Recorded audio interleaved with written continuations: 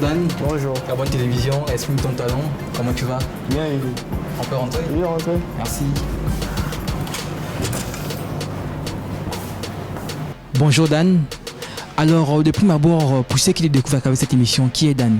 Bon, moi, je me nomme Mitogué Dan Bertrand Frag, Ok. en classe de première CC au lycée technique.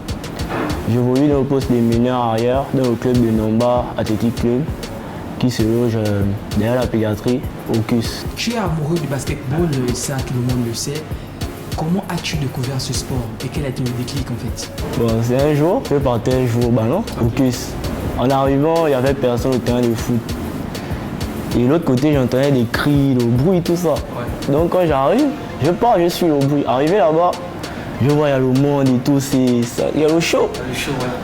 Bon, j'étais là, j'ai regardé jusqu'à la fin. 19h, les gens commençaient à partir. Et il y a un monsieur qui m'a posé la question, tu aimes le basket? J'ai dit oui, j'ai envie de jouer au basket. Ce monsieur, tu ne le connaissais pas d'abord? Je ne le connaissais même pas. Ok, C'est vrai, il m'a dit, ok, demain, viens à 8h. 8h. J'en ai commencé, j'arrive à 8h. Tout le monde se moquait de moi. J'étais même pas comme ça, j'étais mince, vilain même si on peut dire. Donc on a commencé, on a fait 3 mois avec lui, j'ai eu un bon niveau.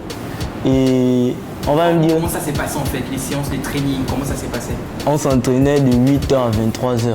Ah, ça? 3 mois non-stop. Ouais. 8h, 23h. Moi, des fois, quand j'arrive à la maison, non, sors! Je vois elle prendre le balai, elle prend les trucs, les balancer, sors! Qui, maman, c'est ça? Oui! Ok. Bon, après ça, 3 mois pile compté, il a dit que tu peux commencer à jouer avec les grands. Ok. Le même jour que j'arrive pour jouer avec les grands, il y a aussi un autre monsieur qui arrive encore avec un lot d'un stock de ballons, un plot, tout ça. Ok. Il explique au projet que non, on va créer un club ici, au nom de Nomba Athletic Club, moi c'est le coach Tito et tout. J'ai dit bon ok, moi je vais jouer dans un club. On a joué, ça fait aujourd'hui 5 ans. Bon, notre première année c'était pas vraiment ça, on était nouveau dans le championnat. Deuxième année, nous avons fini demi-finaliste. Et cette année, bon, c'était assez mal organisé. Bon, on n'a pas atteint les playoffs. Comment tes débuts ont été? Tu as mentionné les débuts, comment tes débuts ont été? Est-ce que ça a été facile, difficile? Vas-y, explique-nous un peu. Non, on était tous nouveaux dans le basket. Ok. Mais par contre, le training au début, c'était dur. Après, on s'est habitué, on a commencé à apprécier. Et plus on s'habituait, le coach est élevé au niveau. Exactement. Des fois, pour arriver à un niveau, tu arrives à la maison, tu n'es pas là avec personne. Dès que tu rentres, tu t'es là, tu dors. Quand tu dors là, si nous sommes en vacances par exemple, quand tu dors, tu t'es là à 15h. Ouais. Et tu pars encore aux entraînements. Si tu répètes le même truc pendant les vacances, tu ne te reposes pas. Ça devient plus difficile, c'est en période de cours. Ouais. Quand tu dois gérer entre l'école et le basket. Et comment tu arrives à pallier l'école et le basketball? Comment tu arrives à faire concilier ces deux Bon, au début, c'était compliqué. Ok. Je voulais me laisser l'école. Ah waouh. Je pense, j'étais en 5e, j'avais même repris la classe à cause de ça. Le matin, quand on me laisse à l'école, j'arrive à l'école comme ça, il n'y avait encore personne. Je rentre à la maison, je dis à ma grand-mère que les profs ne sont pas là, ils font grève. Donc quand je rentre là, je me chante 8h, je pars, je m'entraîne seul. J'ai fait ça, je pense, le premier trimestre. Quand ils ont su ça, j'ai pris une bastille de taille. Donc après la bastille là, moi on me dit c'est fini, le basket tu n'es pas prêt à prendre toutes mes chaussures, à déchirer, brûler, jeter. Bon, je me suis concentré dans l'école, bon, malgré ça j'étais là trop tard. Comme je n'assistais aucun cours, j'ai repris la classe. Quand j'ai repris la classe, bon, vu que j'ai 2 ans qui joue au basket, ils ont essayé d'expliquer à un moment, voici il veut jouer au basket, cherche seulement à trouver le moyen pour qu'il arrive à gérer les deux. Bon, quand j'ai trouvé le moyen, c'était trop facile. Je pars à l'école, je suis à l'aise, je sais que dès que je rentre à la maison, je mange, je me lave, je pose l'entraînement. Quand je viens, je me lave, je prends les exercices et tout. Tu évolues au poste d'arrière, comment les débuts ont été en fait dans ce sport et même, même à ce poste? Bon, pour les playgrounds, c'était compliqué, il fallait que j'étais mince. Ouais. Donc tous les vieux disaient non, tu n'es pas prêt, tu n'es pas prêt. Après un jour, je suis même venu avant un dimanche matin. Ok. Il y a un grand qui a dit que non, essayons de faire jouer l'enfant. Donc quand je jouais avec les grands, moi il y avait dans la tête que non, les grands ils m'ont incité à montrer ça aujourd'hui. Ouais. Après j'ai joué, ils ont vu mon niveau, ils ont dit que ok, ils ont commencé à me faire jouer tous les jours. Quand ils avaient même les matchs, ils m'appelaient. Okay. Après ça, il y a eu le championnat qui a commencé. Au championnat, au début, il y avait la pression. Tu es là, tu joues, il y a les gens qui te regardent, les gens que tu connais pas viennent t'insulter. Bon, ta mère, des trucs comme ça. J'ai supporté, on a joué, je me suis habitué. Après, il y a eu l'équipe nationale. On a fait les sélections, les pré-sélections et tout. Arrivant en Égypte, c'était un autre truc. Tu arrives, tu vois les gens, t'insultes, tu sais même pas quelle langue tu parles. Quelle catégorie de langue Nous avons joué U16, le championnat en Égypte. Okay. Et comment en fait, dès la présélection en fait, à l'équipe nationale, comment ça s'est passé en fait? La présélection, c'était à l'Ikwala. Je suis là, j'avais passé au BPC. Okay. Vendredi, on m'appelle. Oui, tu es où? Oh non, il m'appelle sorti d'école des examens. Oui, prends vite tes affaires, tu viens à l'Ikwala. J'arrive aussi, je suis venu à la maison, personne ne m'a vu, comme un esprit, bim, je prends les affaires, je mets le sac, je suis parti avec la télé de l'école. Arrivé, on a fait les présélections, j'étais en retard, c'est bien passé. Après, bon, moi je me suis dit que peut-être qu'ils avaient l'air laissé le sujet. Je me lève seulement un dimanche, bim, ma mère me dit oh non, allons au marché. On part au marché, on prend les affaires et tout. J'ai dit à quoi? Oh non, on t'a appelé pour l'équipe nationale. Arrivé au ciel de la FEGABA, le président de la FEGABA nous explique le projet et tout. Au début, il dit d'abord que non, on va partir en caserne et moi encore. Moi j'ai dit que non, je ne peux pas laisser la famille à la maison, je ne peux pas. Ouais. C'est pas possible. Ouais. Après, maman me parle, ils vont partir, je pars. Mardi, je tombe malade. Je reviens à la maison, je retourne encore. Jeudi, je tombe encore malade. Je reviens à la maison. J'avais 16 ans. Okay. Donc c'était la pression vraiment pour moi dans la tête, ça n'allait pas. Ouais. Donc quand nous sommes revenus à la maison, c'était la polémique. Non, c'est méchant ce que tu fais. Tu voulais jouer au basket, mais quand tu es dans l'occasion de jouer au basket, tu ne veux pas. Moi, il dit que moi, je m'en fous, je vais rester à la maison, c'est pas mon problème. Okay. Après un jour, je me suis réveillé, j'ai dit que bon, si je ne fais pas ça aujourd'hui, on n'hésite pas avec les occasions. Exactement. Si je ne fais pas ça aujourd'hui, ça ne va plus jamais arriver. Ouais. J'appelle mon oncle que bon, c'est bon, je vais retourner. Okay. Nous sommes partis, je pense samedi, et le même samedi, on avait un match. Tous les coachs qui étaient là-bas, personne ne m'avait vu jouer. Okay. Donc quand j'arrive à la match, le coach ne veut pas me mettre dans la liste. Ouais. Mais il y a un qui dit non, mais quand même on va voir son niveau. Comme ça, s'il n'a pas le niveau, il retourne même chez lui aujourd'hui. Donc le match, je viens de parler, personne était concentré comme d'habitude avec les matchs et ma musique. Je suis là, le match commence, on me fait rentrer. Le match s'est bien passé, bon on a perdu, mais bon, j'ai bien joué. À la fin, les coachs ont parlé, ils ont dit que applaudissez pour Dan, il a quand même, malgré qu'il n'a pas eu cessement entraîné avec vous, il a fait mieux que certains. Ça s'est bien passé et tout. Bon, arrivé en Égypte là-bas, c'était d'abord que je vais jouer quand les gens, on n'est pas la même langue, ouais. On va pas s'en sortir. Mais après on s'est habitué, on a joué au premier match contre l'Algérie. Ça s'est bien passé, mais nous avons perdu. Et on a eu une bastille sérieuse contre le Mali. Ouais. Et ça là... Votre rencontre en cours de confrontation avec le Mali, qu'est-ce qui a péché chez vous en fait? La compétitivité ou bien le manque d'expérience? Le manque d'expérience, le manque d'entraînement, le manque de compétition. Okay. Parce que après le match contre le Mali, tout le monde voulait abandonner. Okay. On est là à l'hôtel comme ça, là, chacun dit que non, moi demain je ne joue pas. Moi, le basket est fini, rentre chez moi, ouais. Je me balade au quartier, fais ma vie. Ouais. On a parlé, bon, comme c'était moi le capitaine, le coach est venu, il m'a dit que là il sait que tout le monde est déboussolé, donc il essaie de réunir. J'appelle les gars dans ma chambre, ouais c'est comment, oh moi demain je suis off, je ne joue pas, tout le monde. On s'est retrouvé qu'à 3 qui voulaient rester pour gamer. Ils ont dit ok on va jouer, on joue. Mais on s'est rendu compte tout le long du championnat que vraiment il nous fallait la compétition. Exactement. Parce qu'on parlait avec les autres, les Maliens nous ont dit que bon nous par exemple, pendant la Covid, on s'est préparé pour ça. Et depuis, nous sommes ensemble, ça fait déjà 5 ans. Donc on s'est entraîné tout ça ensemble. La même team que vous voyez, on s'est entraîné ensemble pendant 5 ans jusqu'au championnat. Parce que quand vous voyez que nous sommes prêts comme ça, là, on a compris que bon, au Gabon, il n'y avait pas la possibilité de faire ça. Le Corona, c'était compliqué. Voilà. Okay. Quels sont les basketteurs qui t'ont influencé dans ce sport? Ou même au poste d'arrière aussi? Bon, au début, d'abord, c'était mon oncle. Mikongi Francis. Okay. Après Niger, quand il est parti le voir après Niger, il était trop... Ah, mon oncle est fort, il a les coupes, tout ça là. Okay. Mais après, il commençait à m'intéresser au basket quand j'ai vraiment commencé. Et là, j'ai commencé à suivre les matchs en NBA. Okay. Tu as cours demain à 6h, tu es là à 5h, le match c'est à 5h, mais tu es là debout. Tu suis au match. Et puis moi, mon joueur, au début, c'était d'abord Steph Curry, quand il venait, voilà. Mais après, quand il partait les profondeurs, j'ai vu qu'il y a un joueur qui est plus fort. Et si vous avez remarqué, c'est le dossard que j'ai toujours. Exactement. Kobe Bryant, le 8. C'est vraiment, pour moi, c'est le meilleur joueur, mais pas devant Jordan. Dans le poste arrière au monde, précisément en NBA, on a des vétérans comme Kevin Durant, Kawhi Leonard, Jimmy Butler, Paul George, pour parler comme George Eddy. Alors, est-ce que ces basketteurs t'ont vraiment inspiré? Je pense, messieurs, ils évoluent tous au poste d'arrière. Est-ce qu'ils t'ont vraiment influencé dans ton jeu? Ouais, surtout Kevin Durant. Lui, il a un autre niveau. Exactement. Pour moi, en tout cas, c'est un joueur qu'on n'arrive pas à arrêter. Pour défendre lui, c'est compliqué. Exactement. Il est vraiment très fort. Et moi, j'ai bien envie d'avoir son jeu. Que sur le terrain, sur le gars, que personne n'arrive à défendre sur lui. Il fait tout. Qu'il ne soit en défense ou en attaque impérative. Alors, ton premier club, comment l'adhésion ça a été, comment ça s'est passé, le début? Non, Athletic Club, bon. Au début, on négligeait. On négligeait vraiment le projet. Nous, c'était juste, nous, on évolue, ils nous entraînent, on évolue, on fait nos big matchs. Mais après, on a compris qu'il y a le championnat qu'il faut gagner. Exactement. Donc, tu es là, tu sors de l'école, tu sais que quand tu pars à la maison, là, tu n'as rien à faire, tu t'échanges, tu te laves, tu retournes.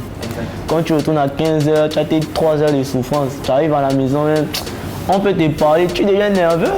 Qu'est-ce qui te distingue des autres arrières? Ton adresse aux 3 points, les hops ou les dribbles? Vas-y, explique-nous. En arrière, je pense que c'est plus ma technique et les dribbles en fait. Et je pense que je suis assez fluide au niveau des layups. Le tir, bon, pour le moment, selon moi, c'est moyen. Aux 3 points, tu n'es pas assez. 3 points, c'est pas vraiment ça. Mais je vais travailler. Exactement, bien sûr. Tous les jours. Après, changer les tirs, je vais fatiguer, je peux faire un mois. Je vais faire que ça, je ne fais rien d'autre que tirer. Mais ça va venir. Alors, quand tu observes, on va dire que le basketball au Gabon, peut-on en faire un métier ou peux-tu en faire un métier? Devenir professionnel et ne vivre que du sang en fait. Au Gabon. Au Gabon, c'est compliqué. Hein? C'est compliqué parce que tu as d'abord les préjugés qui peuvent te décourager. Tu es là pour toi comme ça, là, tu entends seulement « Ah, tu perds ton temps, arrête de partir aux entraînements ». Même moi, même actuellement, surtout avec l'histoire de l'équipe nationale, quand je suis revenu, bon, il y a certains qui sont contents, mais d'autres, quand je sors là, c'est « Ah, toi tu peux encore là-bas, tu peux te fatiguer, encore te frapper ». Mais il faut avoir le mental, il faut être focus pour si tu atteins ton objectif. Exactement. C'est juste ça, pour être pro au Gabon, c'est juste ça, il faut être concentré. Si tu écoutes les on a dit, on te dit, tu vas pas réussir. Quelles sont tes ambitions dans ce sport en fait? Tu comptes en faire quoi? Aller en NBA, aller en Europe, en France, en poids? Moi, c'est pas forcément en NBA. Bon, pour le moment, mon objectif à moi, c'est de faire sport-études. Dès que je sors du pays, j'ai une bourse, je fais sport-études. Et après ça, c'est forcément jouer pro. Si Dieu me donne la force et le talent qu'il faut, je vais réussir. Quelle est ton analyse du basketball au Gabon en fait, actuellement?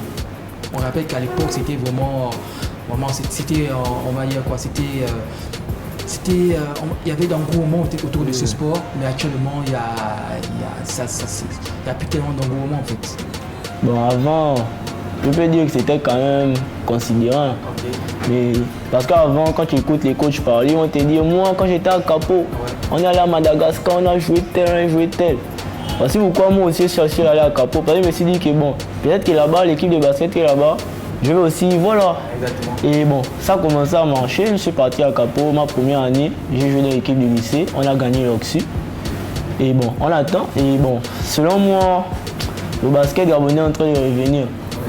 Grâce à M. Willy, à Seko, il fait beaucoup de travail. Ça, il ramène vraiment le basket au Gabon. Quelles sont les compétitions auxquelles tu as eu à participer? J'ai participé à la Ligue des H l'Oxu, le tournoi à Kiwani, tournoi Solidarité et le championnat africain en Égypte. Et tu as eu des distinctions, des trophées voilà, lors de ces compétitions? Bon, personnellement, non, pas encore. Et en équipe? En équipe, non. Quels sont tes rapports avec les basketteurs de ton club d'abord et des autres clubs aussi? Bon, comme moi, c'est plus, je suis habitué à rester avec les gens avec qui j'ai grandi. Okay. Donc je ne pars pas trop ailleurs. C'est par contre break time. Okay. Au tournoi à Kiwani, il est venu, il m'a dit que tu joues bien et tout, faut essayer d'aller dans d'autres endroits. Comme ça les gens vont te connaître. Voilà. C'est pas tout le temps tu restes qu'avec tes gens derrière la pédiatrie ou jouent ensemble. Bon, j'ai pensé à ça, mais c'est difficile hein, que tu quittes de chez toi, tu pars par exemple à l'UOB jouer, après tu reviens. Non, mais je vais faire. Mais tu n'as jamais fait ça, aller te confronter à d'autres quartiers ou encore à d'autres clubs? Bon, si, à Rangers. Bien sûr. Si, à Rangers. Okay. Et à Rangers, oui, à Rangers et à l'Ikola contre le club GSB. Ton top 5 des basketteurs au Gabon, de manière générale, de manière globale, ton top 5 des basketteurs au Gabon? Basketteurs gabonais? Ouais, de manière générale. Bon, pour moi, c'est Stéphane Las. Pourquoi lui, commentaire? Ton top 5, hein, donc on a Stéphane Las, bon, en numéro 5. Oui. Stéphane Las, pourquoi lui en fait? Stéphane Las, oui. Bon, lui, personnellement, je n'ai jamais vu jouer. Okay. Mais j'ai beaucoup entendu des choses de lui et je me dis que s'il a réussi à arriver en NBA une fois dans sa vie, c'est que son niveau est vraiment, c'est ça. Nous avons Stéphane Las et nous avons aussi d'abord le président William Seko que j'ai vu jouer aussi une fois. Et lui, quelles sont les qualités que tu as dû avoir envers lui? Lui, il joue au poste de pivot. Okay. Et honnêtement, quand il est là-bas, il est comme Shaquille O'Neal, il gère. Ouais. C'est impossible de venir, tu vas prendre un rebond devant lui, tu vas remonter. Non, lui, c'est pas ça. Lui, quand il est en bas, c'est lui qui gère, personne ne rentre, personne ne sort. Le gérant de la c'est au chef. Top 3. En top 3, il y a d'abord mon coach, le coach Tito, que j'ai vu jouer beaucoup de fois grâce à son adresse. Ouais. Et bon, il me motive, hein, parce que lui, il nous disait ça comme ça, c'est moqué de lui, que lui nous dit quoi, on t'a pas vu à l'Union. Après un jour, il vient en entraînement avec l'Union, que voilà, le meilleur shooter du Gabon. Ouais. On est là, oh. Après on défie le coach, que non, tiens boire, il nous dit ok, prenez-moi les rebonds. Il nous a mis 10 sur 10. Ouais. On était ferme, on était là, ah, le coach est à droite, il est fort. Ouais. C'est ça quoi. Top 2. Au top 2. Top 2. Fabrice Noël. Comment ça? Top 2. En top 2, Fabrice Noël. Pourquoi lui? Bon, je ne l'ai pas vu dans sa jeunesse, mais j'ai vu cette année, il joue au championnat. Ouais. Malgré qu'il est vieux, il a quand même le niveau. Ouais. Et ça montre que, voilà, que quand il était jeune, c'était un autre truc. Ouais. C'était un autre truc, vraiment. Et au premier, on va quand même prendre Total Sumo. Ouais. Papa Sumo, lui, non, c'est un autre truc. Oui. Dan, comment ta famille a-t-elle perçu lorsque tu leur as dit c'est vrai qu'au début c'était vraiment serré, mais actuellement en fait, est-ce que tout se passe bien avec ton courage? Ils sont à fond. Okay. Ils ne peuvent pas, si par exemple, plus chez eux pour les entraînements. Tu appelles seulement le téléphone, dès qu'il attrape le téléphone. Ouais, oui, tu veux quoi? La chaussure, oui, ok, je t'apporte ça demain. La chaussure arrive, il faut le ballon, oui. Tu as besoin des têtes, L'argent des entraînements, il faut aller aux entraînements, il faut aller en match, ça ne manque pas. C'est plus comme avant. Pour moi, le début, c'était pas trop ça parce que je ne le suivais pas. Il me disait qu'il part jouer au basket. Pour moi, oui, c'était comme il ne considérait pas l'école et le basket. C'était pas vraiment ça. Donc pour moi, le début, je voulais pas. Parce que moi, pour moi, c'est l'école et le basket. L'école d'abord, le basket après. Voilà. Et après, je commençais à m'intéresser à ce qu'il fait au basket. Quand on a commencé à m'appeler, l'équipe nationale, le président, que non, voilà, il y a votre fils qui va être présélectionné, ben voilà et tout. Donc j'ai commencé à m'intéresser, dit donc c'est vrai qu'il fait quelque chose de bon. J'ai assisté peut-être à 1 ou 2 matchs. C'est vrai que j'ai pas trop de temps de machin, mais j'ai mon petit frère, Mikungi Francis, comme il dit, qui est avec lui. Donc c'est lui qui me parle un peu de ça. Et je l'ai suivi pendant la Coupe d'Afrique. Vraiment, il a du potentiel. Il a encore beaucoup à faire. Beaucoup même, mais il a du potentiel. Il a vraiment du potentiel.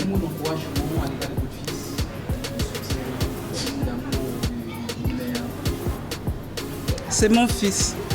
un fils, il a des défauts, il a des qualités. Voilà. Tout ce que je veux pour lui, c'est vraiment que ce sport puisse l'amener hors du Gabon. Voilà. Qu'il s'en sorte et qu'il devienne un grand basketteur. C'est tout ce que je veux pour lui. Et en même temps, il fait aussi l'école parce que voilà, moi je veux que les deux partent ensemble. Oui. Alors, pendant l'exercice de ce sport, ta mère a eu à te dire un mot qui t'a vraiment motivé au point de dire que je vais foncer dans ce sport? Elle m'avait appelé au téléphone, elle m'a dit pourquoi tu fais ça? Moi aussi, je réponds que j'ai fait quoi? Oh. Après, elle me dit oh non, tu voulais jouer au basket, on t'a refusé. Maintenant, tu as une occasion de pratiquer ton sport comme tu aimes, comme tu le veux. On te donne l'occasion, tu ne veux pas. Ça me dit si tu ne pars pas, c'est fini, oublie, tu ne vas plus rien faire, toi c'est seulement l'école. Ça me dit que dans ma tête, si ma mère me parle comme ça, c'est quelqu'un qui parle là mal parce qu'il ne joue plus au basket. Même si c'est vrai qu'au début elle ne voulait pas, mais bon, ça va aller. Alors Dan, on termine par notre entretien, tes projets à court, à long terme, comptes-tu te déporter ou encore as-tu pour ambition d'aller en NBA ou encore pro en France? Vas-y. Pour le moment, j'ai d'abord envie d'être champion en junior, ensuite en senior et me venger de ce qu'on va faire en équipe nationale. Ça, c'est mon objectif. Et après ça, si Dieu me permet de vivre tout ce temps-là et de travailler tout ce temps-là, jouer pro dans ma vie, si même atteindre la NBA, tant mieux. Et si ce n'est pas ça, pro A, pro B, au minimum. Merci Dan, là c'était la première phase. On va se déporter du côté du terrain de basket derrière la pédiatrie, c'est ça? Histoire de voir un peu comment tu joues et comment les autres coéquipiers aussi te voient en tant que joueur. Tu es prêt? On y va? On y va.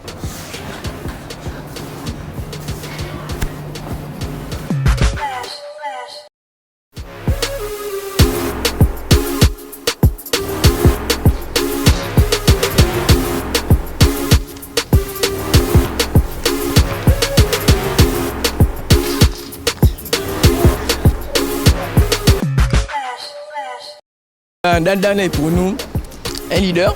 Il nous permet de bien défendre en équipe, d'avoir l'alchimie entre coéquipiers, de pouvoir bien discuter en nous et tout. Et pendant les matchs, il nous motive. À chaque moment, même dans les moments difficiles, il nous motive. Il nous permet de nous améliorer, de donner le meilleur de nous-mêmes. Et puis, d'être la meilleure version de nous-mêmes, quoi.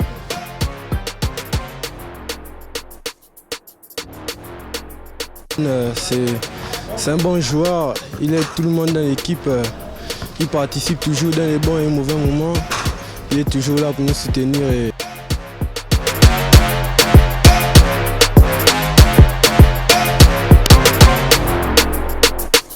Merci, c'était Dan dans Exprime ton talent Gabon Télévision. Let's go!